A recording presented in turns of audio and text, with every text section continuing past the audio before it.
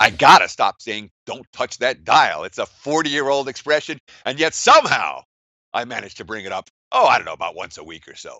Let's get into it. Big game breakdown. Clippers and the Pistons in Detroit tonight. Detroit minus 3.5, 216.5 the total as we record early on Friday morning.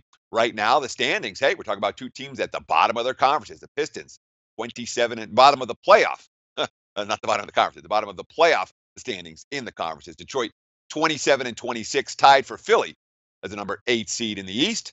The Clippers, 27 and 25. They're a half game behind New Orleans for the number 8 seed in the West.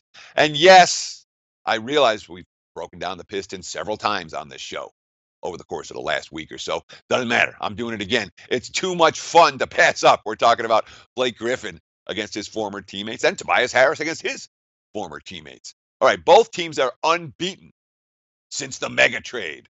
Of course, that's from a straight up perspective. 6-0 from a point spread perspective. They haven't been good.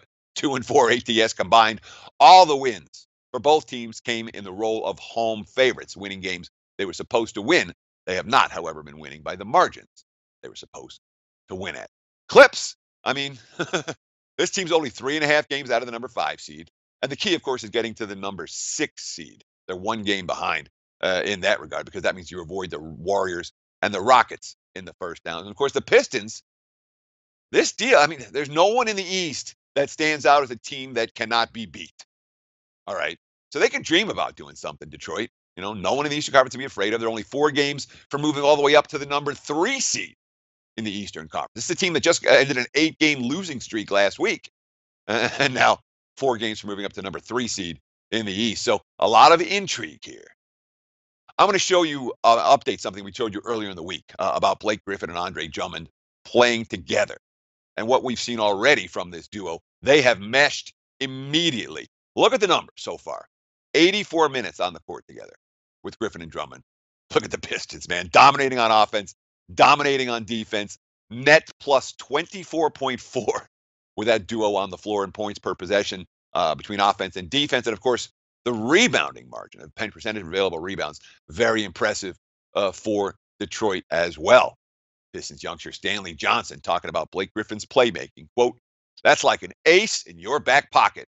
We can just get 2 points on the board in a struggle situation. That's a luxury I don't think I've ever had here. The extent that he's doing it, I'm having a good time playing with him. And, of course, the Pistons added another piece, a couple of more pieces in terms of backup point guard, Jameer Nelson and James Ennis. And Jameer Nelson, he doesn't sound like much at this stage. He will help the Pistons. This is the guy who started at point guard for Stan Van Gundy on a team that made it to the finals in Orlando. I know that Jameer Nelson's past his prime, but as a guy to come in off the bench for Detroit, I think he'll really help. You know, of course, we have questions about whether Blake Griffin is going to be able to create offense as easily versus DeAndre Jordan as he's done versus everyone else that he's faced so far in Detroit. And, of course, the Clippers, they're in a good situation.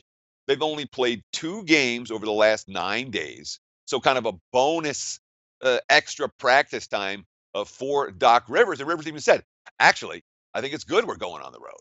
We'll find out a lot about ourselves. It was a chance to kind of grow together, bond together.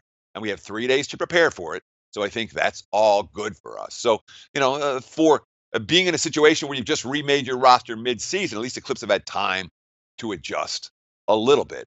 They're on the verge of getting Austin Rivers back. Although I don't know if Teodosic's going to play tonight. He's listed as questionable with a foot injury. He's been an impact player for the Clips. And let's talk about the combination of Tobias Harris and Danilo Gallinari.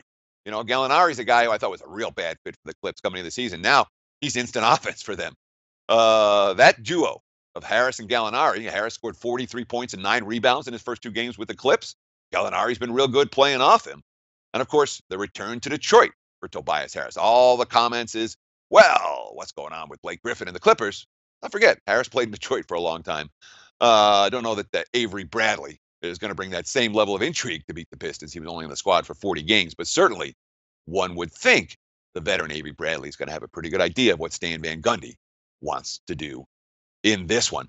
Fascinating game to consider. Tough game to wager on. I'm not in a rush to lay here with the Pistons. If I had to play it, I'd probably take the points with the Clippers. They go up against their former teammate. More big game breakdowns coming up next right here on SportsBit. Betting Insight today from SBRpick.com. Like the show? Help us keep the lights on. Please make sure to comment, share, and subscribe to all the Sportsbook Review videos. Thanks so much. Best of luck. Enjoy the game.